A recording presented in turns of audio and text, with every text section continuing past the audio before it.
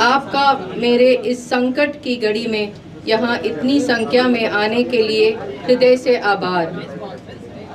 आपके सिवा अब मेरे इस धर्म युद्ध को जौनपुर के पूज्य माताओं, बहनों और भाइयों तक पहुंचाने का कोई और सहारा नहीं है मेरे पास।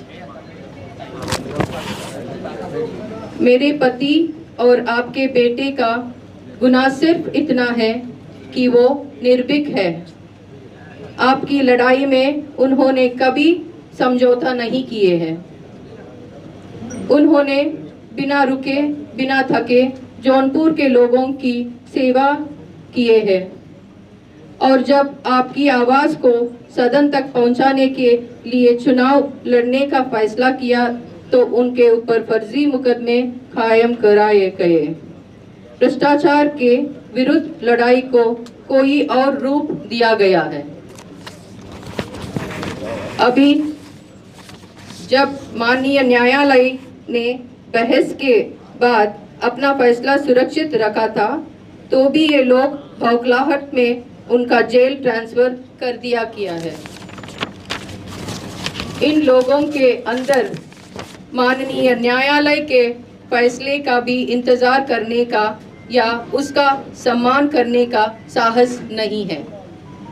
मेरे पति के ऊपर जिन लोगों ने AK-47 से जानलेवा हमला किया था और जिनको माननीय न्यायालय से उनके अपराध की सजा मिलनी भी निश्चित है, वो लोग सजा से बचाने के लिए लगातार प्रयासरत है और सत्ता से साठगांठ करके आज मेरे पति की हत्या का प्रयास कर सकते हैं या उनको अन्य किसी फर्जी मुकदमों में फंसाने का साजिश कर सकती है, क्योंकि मेरे पति ही इस केस में एक ही गवाह है।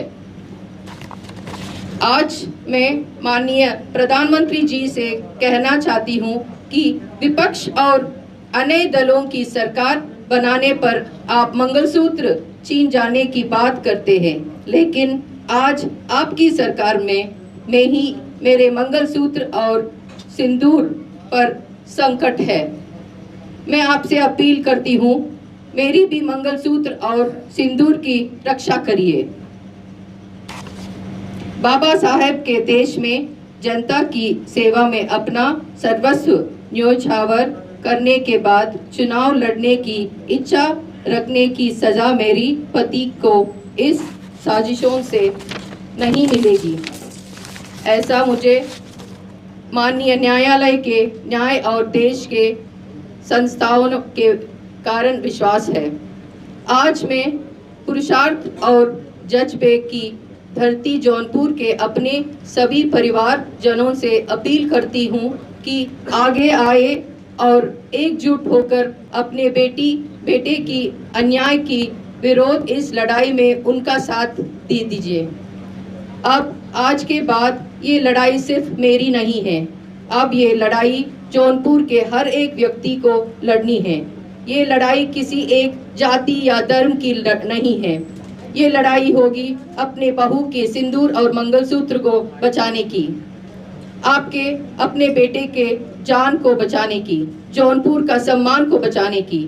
आप सबके सामने में अपना आंचल फैलाकर हूँ कि अपना प्यार, आशीर्वाद और साथ मेरी झोली में डाल दीजिए ताकि संकट की इस घड़ी में मुझे ताकत मिल सकते और मैं आपके बेटे और अपने सुहाग की रक्षा कर सकती हूँ।